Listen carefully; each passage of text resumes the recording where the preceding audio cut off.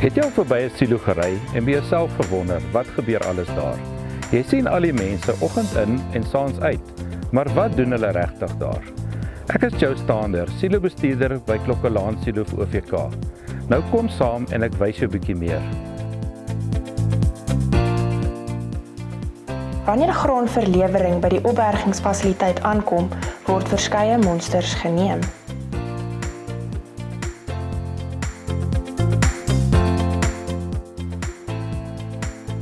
Die monsters word gesif en voorberei vir die graderingsproses.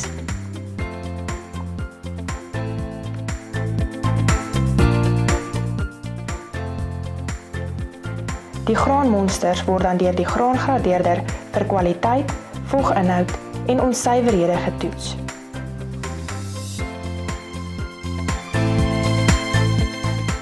Ons het 'n verskeidenheid poste waar almal saamwerk om die beste diens en produk te lewer.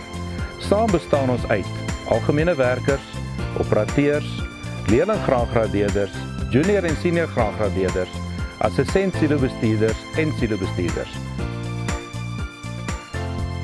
Die lewering word dan by die silo's ontvang om in een van die buise gestoor te word.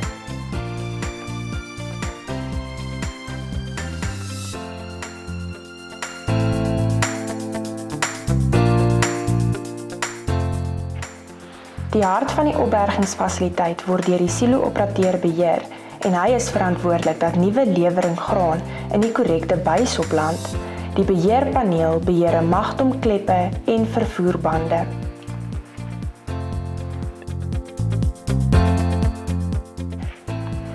Die mielies word per vervoerband en bakkies na die bokant van die silobuise vervoer en dan in die korrekte buis gestort.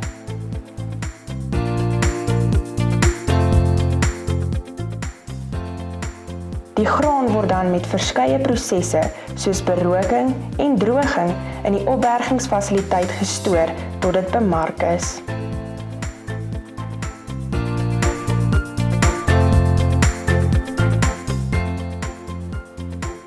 Graan word na fabrieke oor die hele land vervoer om as kos in iemand se bord te eindig.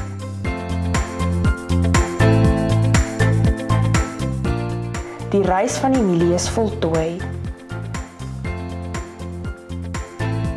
Ons almal werk saam om die opberging van graan doeltreffend te bestuur om voedselveiligheid te bewerkstellig. Dankie dat jy saamgekyk het. Indien jy belangstel om 'n loopbaan in graanopberging te volg, kontak gerus OVK se menslike hulpbronne of besoek www.ovk.co.za.